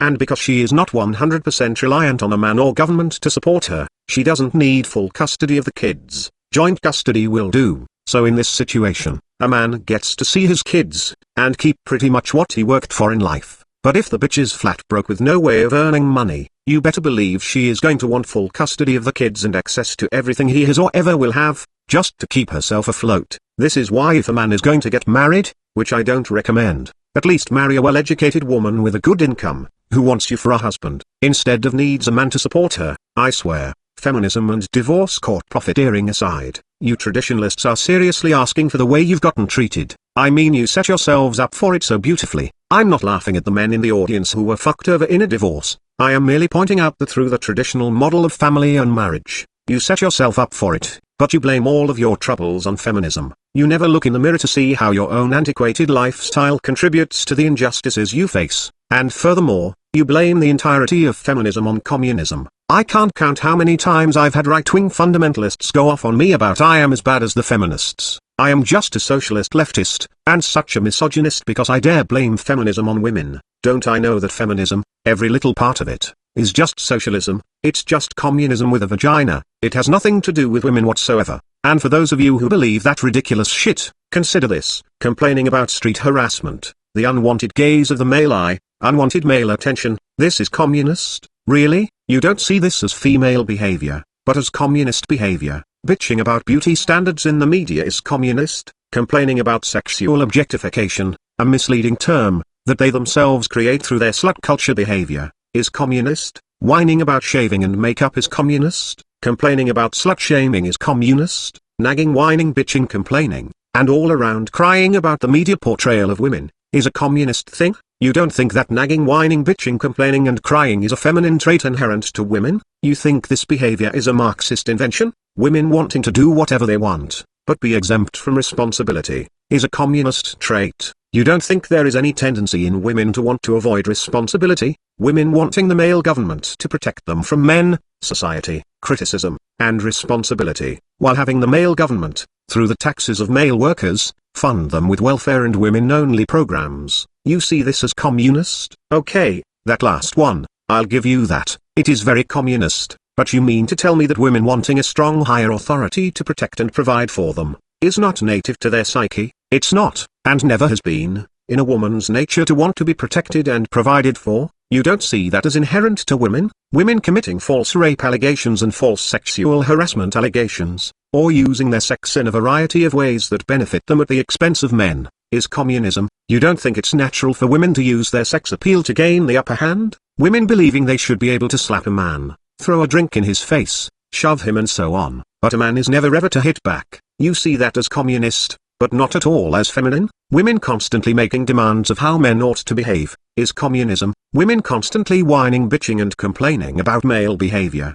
this to you is communist, not femaleness. Demanding and utilizing censorship of opposing viewpoints, and the prohibition of porn and other things that threaten their feminine ego, all under the guise that it makes them scared, it makes them feel threatened, and they need to be protected. This is communist, but not femaleness. Women being assertive and in your face, be it in a relationship, or at a protest, and then instantly falling back on I am a helpless and frightened female, won't some big strong man protect me, is communist behavior, not female behavior. Women constantly feigning fear in an effort to manipulate a man's protective nature to protect them from the consequences of their own behavior. This is communist to you. Women constantly exaggerating their fear, their weakness, their vulnerability, to manipulate males into acting on their behalf. This isn't female behavior. It's just the result of some evil Marxist sorcerers, I suppose. Maybe you should toss in the Freemasons, the Illuminati, And MK Ultra while you're at it, you tinfoil hat wearing Alex Jones worshipping schmuck, complaining about unwanted male attention, bitching about beauty standards, whining about the media portrayal of women, crying about slut shaming, crying about shaving and makeup, using the exaggeration of their fear and weakness to manipulate males into protecting them, wanting to be exempt from responsibility, griping about men, always with the nagging whining bitching complaining in an effort to demand more and more and more. You see this as communism. You don't think there is any femaleness going on here? You people honestly think if we just vote for a bunch of good old GOP boys, and get some libertarians and conservative Republicans in office, and free market, that feminism will just magically disappear? All we have to do is go right wing, and suddenly all the double standards, the misandry, the male disposability, and the non-stop political nagging of greedy, have their cake and eat it too. Women will just come to a screeching halt. If you believe that shit, grab your tinfoil hat, because you're a fucking nut. You set yourselves up for women to fuck you over. You blame feminism exclusively, rather than realizing your own antiquated system is about half the problem. And then worst yet, you white knight for women and blame feminism on communism. I once said that feminism came from female nature, but thrived in a cultural Marxist climate. However, the more I really think about it, I'm not even sure a cultural Marxist atmosphere needed to be present for it to succeed. Sounds to me like good old traditionalism, protecting and providing for women, was enough of an environmental mechanism for feminist propagation. Communism had a hand in funding feminism, but communism had a hand in funding a lot of things that weren't inherently communist and would have existed independently of communism. Even though I've finished this entire video, I just discovered a video on Stefan Molyneux's channel that supports what I am talking about in reference to divorce and equal marriages versus traditional marriages. But if you look at the statistics, and if you look at the financial statistics, 90% of child support is paid to women by men, and 95% of alimony is paid to women by men. And I think that just comes from, our historical roots. However, the family courts, they've been ordered to try to be as gender neutral as they can be. And what's really very interesting is that they've gone from being gender biased to, let's call it, provider biased. And they like when there's a provider and a dependent, because when there's a provider and a dependent, they can order child support awards and they can order alimony awards. And that's the business they're in, of computing alimony and computing child support for the most part. And so you take away the provider-dependent relationship and bring in equal parents, those that are both making money and both on equal economic footings. The family courts don't like that because there's no business for them in those cases. And so You can do that on a spreadsheet. You could do that on a spreadsheet. So they perpetuate the provider-dependent relationship, even when it's not appropriate. And the lawyers will do this very expensive investigation called discovery to determine how much money each parent makes and what their earnings capability is and what their pension plans are like, et cetera, even in cases where there's never going to be any alimony paid because both are working spouses. And yet the lawyers still have an excuse to spend all this time and bill their clients for all that expense. So as we can see here, from Stefan's interview with Joseph Sorge, director of Divorce Corp, that the scenario divorce courts most love is a provider-dependent marriage, which as you know is typically male as provider and woman as dependent, just the way the traditionalists among us demand things to be. The gender bias in court is more accurately provider bias. Of course, as I left in there, the bit about how the judge and lawyers will force an unnecessary investigation into the couple's resources in a feigned effort to establish who is provider and dependent, which will be costly to both parties, I presume. I hate to sound cruel, but if you are at Radcan telling young men to take their chances and get married, just got to find the right one, just got to weed out the rotten feminists and everything will be okay, you are being horribly irresponsible. You might as well be saying crack cocaine is fun and rewarding, just got to get the pure stuff and find a good dealer you can trust. It is horrible advice. It's so horrible it borders on criminal. You horribly misguided people, what is wrong with you? What are you thinking? How can you step within 10 feet of the men's rights movement and insist that men need to take their chances and get married? Advising young men to get married is literally as irresponsible as insisting they take up crack, heroin, or smoking, as a hobby. Even if you are a hard-working woman pulling her own weight, getting married is stupid. There is one kind of person and one kind only that benefits from marriage, and that's a stupid useless sit-on-her lazy unemployed-ass woman with a hard-working sugar daddy husband. Marriage in any other carnation sucks, specifically for the man. Again, if you want to smoke crack, shoot heroin, smoke 2 packs a day, get married, fine, that's your business. but don't go around promoting that shit as a healthy lifestyle to others. Something else I want to bring up, that I have brought up in the past, is why can't men be stay-at-home fathers? If you claim it's because women are naturally better nurturers, be sure to tell that to all the fathers fighting for custody, you asshole. If you say it's because women will have a tougher time earning money since it's not a woman's place, you've lost all right to ever call MGTOW misogynists. If you say it's because women have a harder time making it in the workforce, please join the feminist movement since that's their argument. If you say it's because it's hard finding a woman willing to do all the work while you stay at home taking care of the house and raising babies, then I'd suggest just reminding her of how hard housework is, and how being a parent is the hardest job in the world. But look at it like this, if you are willing to be the worker bee to support her, and she is not willing to do the same for you, shouldn't that thought be echoing in your head when you are proposing marriage, because she feels like the right one? Shouldn't a woman who is the right one be willing to make the same sacrifices for you as you are willing to make for her? You might think, but what if I forego an education and career and then she leaves me high and dry? Again, if she was the right one, she wouldn't do that, and you have to realize she can leave you high and dry even if you are the breadwinner, and besides, you're trying to create an environment where she will be stuck fearing you leaving her high and dry without a divorce option to save her. Why can't you walk in the footsteps you wish to create for her? Seems to me either walking away from the married with children lifestyle, or at the very least, finding a high-paid career gal as an equal, not marrying her but just having children with her, is about the only sensible thing you can do, if being a father is something you absolutely need to complete you. Now if you say men are pathetic pussy beggars that will slave their lives away for pussy, therefore men are breadwinners, women are stay-at-home parasites, you'd actually have a point, but the amount of pussy begging is dying and the amount of being a stay-at-home parasite, as an option, is also dying. But most importantly, even though there will always be pussy beggars thinking with their dick, who have no self-control and no self-respect, why do you have to shame MGTOW into conforming to this? Why would you glorify that lifestyle? Oh wait, I think I understand. Is it possible, just possible, that beneath the intellectual arguments of the traditionalist, is the emotional reason of being a pussy beggar who wishes to intellectualize his pussy begging lifestyle of paying for a parasitic stay-at-home pussy, using some ideological nonsense, to feel better about his own chronic addiction to pussy, and the power it has over him? Maybe, maybe not. Food for thought though.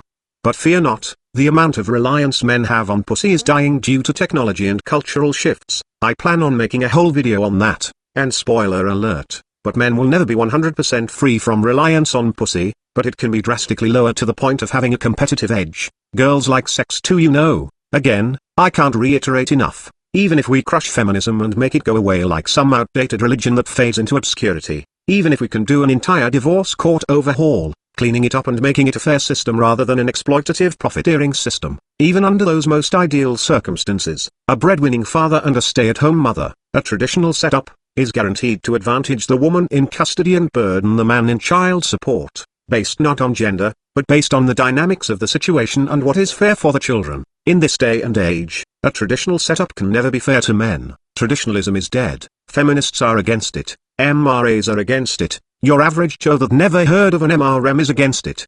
The only people who are in favor of this archaic, outdated concept, are spoiled lazy women who believe their pussy entitles them to live like a spoiled child, and of course the reactionary conservative Republican cultists. The rest of the world is moving forward. If you can't deal with it, join an Amish community. A popular myth spouted by tradcans is that married people live longer lives, and they of course have links to prove it. This is deliberately complete and utter bullshit. At least the bullshit is deliberate by those who conducted and published the studies, though to be fair, the tradcan linking to these headlines may actually believe it. Regardless though, it's still complete and utter bullshit.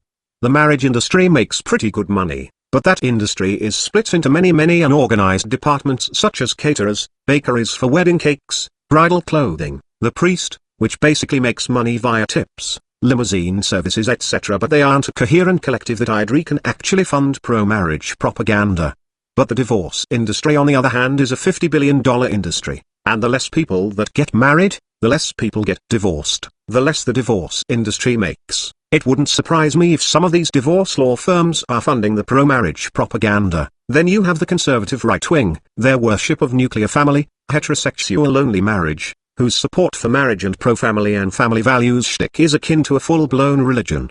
These people also have a powerful vested interest in propagating any sort of pro-marriage message, aside from gay marriage, and together, I have no doubt that the oceans of recent pseudo-scientific pro-marriage studies that are making headlines is because of their financial backing. The marriage and divorce industry is big, and they want to stay big. Thus they push bullshit studies that show things like married people live longer lives than single people or even people who are cohabiting. First, let me debunk the majority of all these studies by revealing the most common deceitful tactic. They are including divorced people as single people, and they are counting only currently married people as married people. The bulk of their research only shows that people are healthier, happier and live longer when they haven't undergone divorce, a thing that can't happen if you don't get married to begin with. Furthermore, most of these studies also show that it's only men who never get divorced that are living longer lives. The women are doing about the same, which goes to show you that marriage, and thus the divorce that follows, hurts men a hell of a lot more than women. But we already knew that. Other tricks they have used,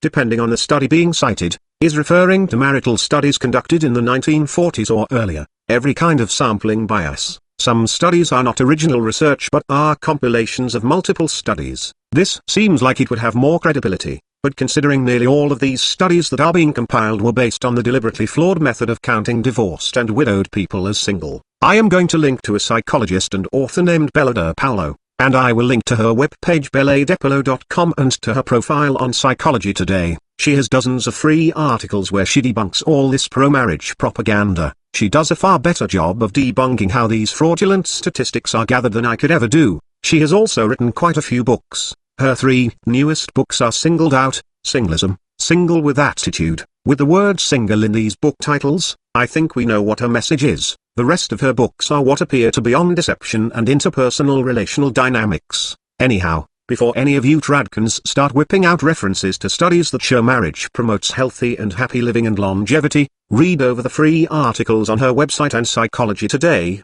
debunking these studies. My point is, all of these pro-marriage studies that tell us men live longer, happier, healthier lives, aren't just misleading by accident of sloppy statistical gathering, but are in fact deliberately misleading. It's divorce industry and tradcan propaganda. And now a word from the Archbishop of Traditionalism. He's a rocker, and he's a mystery. Ladies and gentlemen, put your hands together for rocking mystery. Feminism has long become a movement that denies the reality of nature, and how this restricts female potential culturally and economically. The men's rights movement, however, is more like feminism in its first wave because there are still some in the movement focused on genuine concerns for men. But as time goes by, the moderate voices are being drowned out by extreme elements that want a similar war on nature to the feminist movement. Translation: MRAs were cool when they were bitching at feminists for interfering with my traditionalist nuclear family individualist utopia, but now they're actually starting to fight for equality, and that 2 steps on my traditionalist worldview. Also, I am right because nature, damn it, and you're wrong because pseudo-intellectualism, narcissism, nihilism, collectivism, communism, Marxism, leftism, and if you disagree, you're a narcissistic psychopathic gender ideologue. Actually, I think that's the translation to every one of his videos. He makes a proclamation, claims it's the truth, the whole truth and nothing but the truth, says the word nature to back it up, points to a study that proves its nature, then when you cite a study that contradicts his infallible interpretation of nature, he calls your citation pseudoscience and arbitrarily starts tossing out accusations of narcissism and leftism.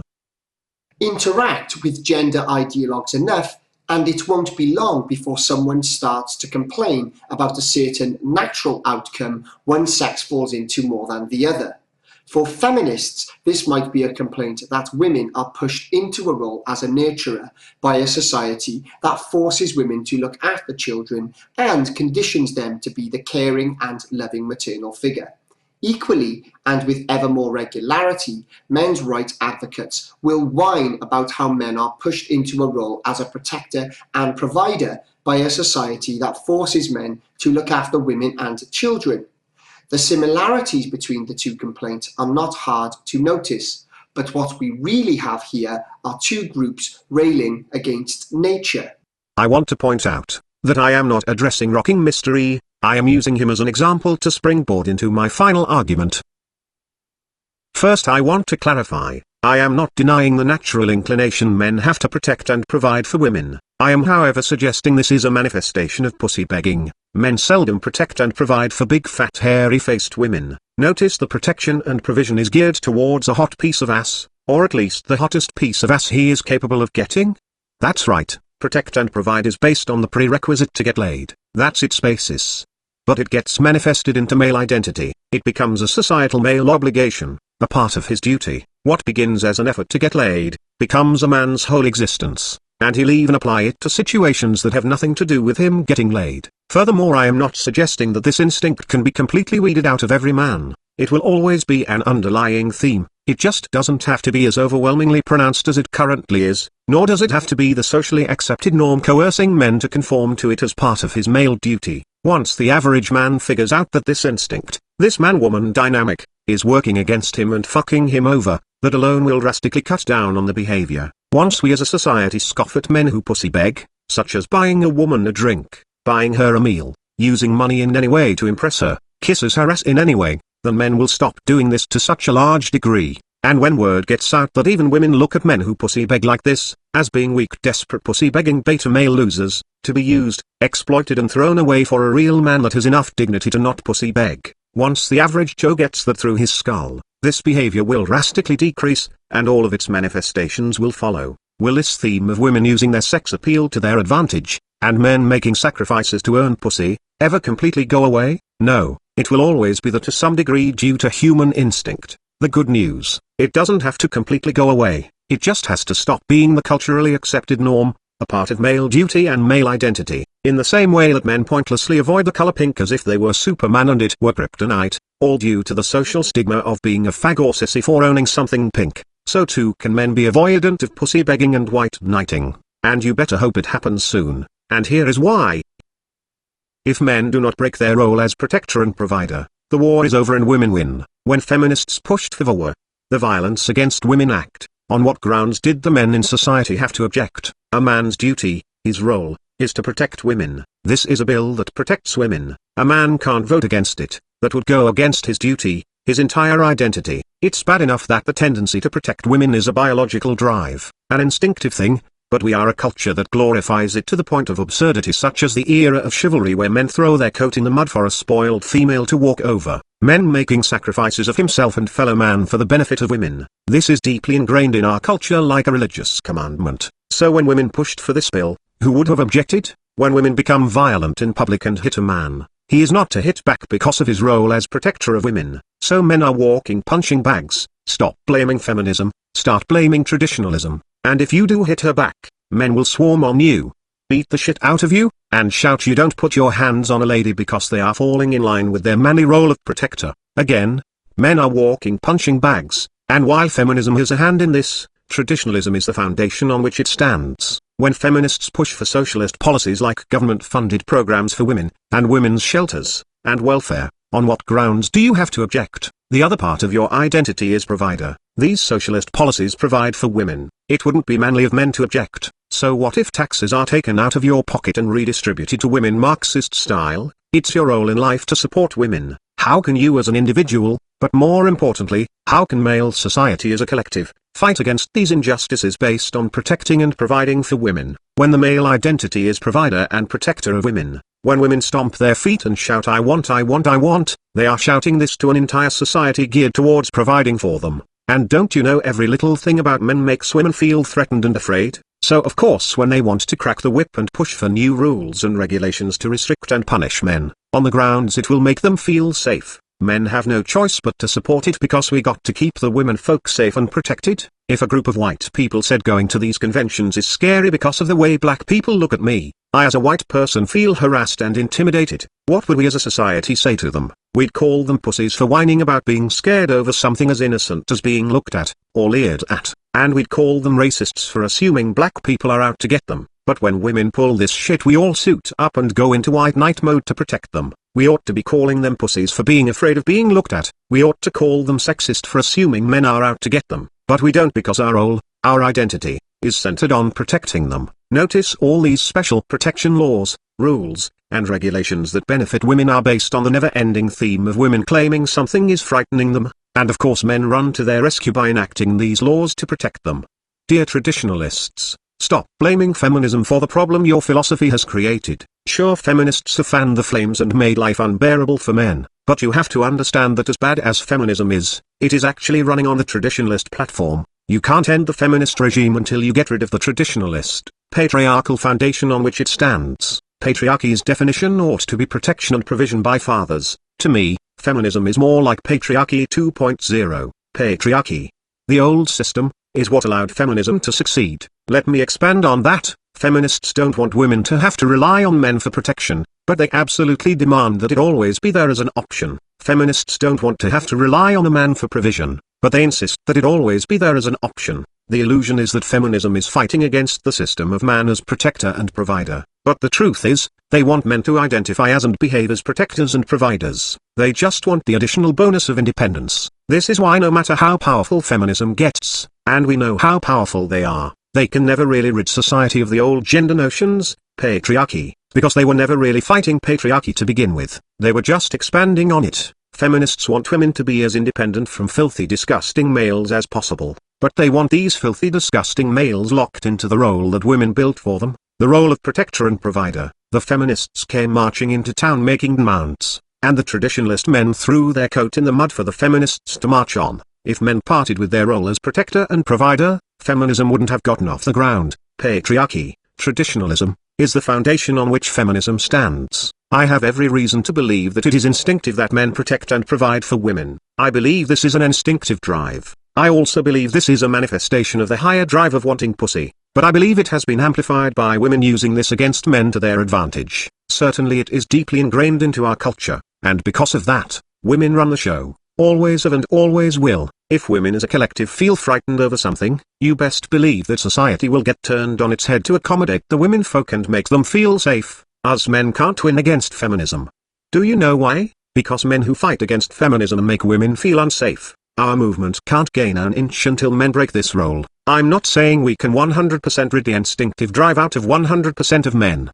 But we can greatly reduce it in the majority of men, and we can script a new cultural edict. Protect and provide for women is a drive. However, so is wanting to be free, so is not wanting to be controlled by women, so is fear of emasculation, so is fear of women's sexual power over us, so is self-preservation, so is selfishness and greed. A human decision isn't based on having one drive, it's based on one drive competing against others, and then choosing the path of least resistance. Pussy begging, protecting women, providing for women, both of which has its roots in pussy begging, will always exist to some degree in most men, but we can lower how present it is in most men, and if need be, we can sculpt a society that frowns on these things, rather than our current society that worships and glorifies these things. I believe on a sinking ship, there will always be more men than women willing to stay with the sinking ship to let the other get to a life raft, but we don't actually need that to be the official rules. Making that the official rules takes away the choice from men who would put their own lives ahead of female life. It makes women walk around feeling entitled. We often bitch about women's sense of entitlement. Perhaps if we weren't a culture that told them they were entitled, they'd have less of it.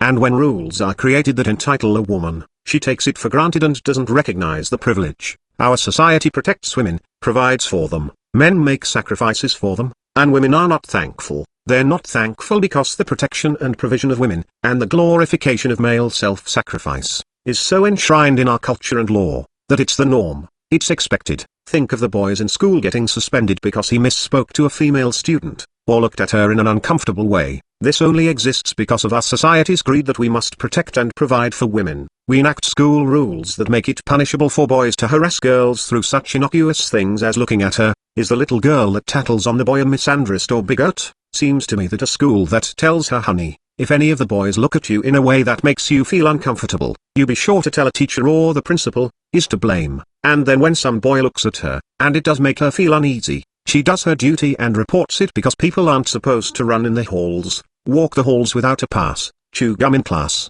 or look at her if it makes her uncomfortable. This is what happens when the natural male tendency to protect and provide is amplified, glorified, and enshrined into law, and this is why we must fight it. Not to stomp it out of existence completely, but to lower its occurrence. It would be nice if all protection and provision of women and pussy begging was completely removed from the collective male mind.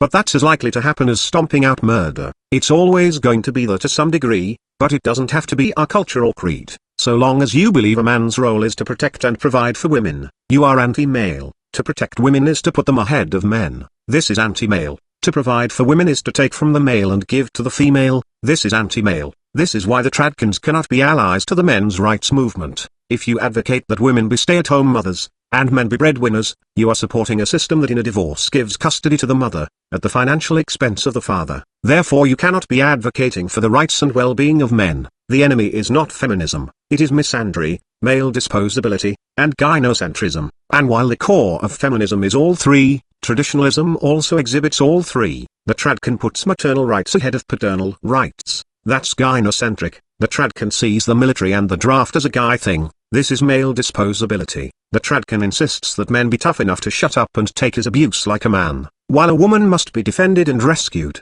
This is ultimately misandry, as it portrays males as perpetrators of harm, and women as victims of harm. Tradcans often push males to be manly, and then define manliness using mostly gynocentric standards of male worth. Many of these qualities and the pressure from other men to have these qualities backfires and hurts men. Being tough is manly, and this often translates to men keeping silent about domestic abuse from his wife, or society not taking his complaint serious. A man is manly when he can fuck a lot of women. So when a 35-year-old female teacher engages in sex with her 14-year-old student, society's attitude is, you go boy, you bagged some pussy, you're a real man. And if he had sex because in some way he felt pressured by her authority, we say, what kind of man complains about getting laid? What are you, some kind of faggot? Yet when a male teacher has sex with a female student, these exact same manly men demand a noose be put around his neck. And you wonder why we live in a society that locks a man up and throws away the key because that 16-year-old girl lied and said she was 18, but then we allow a grown woman to have sex with a minor,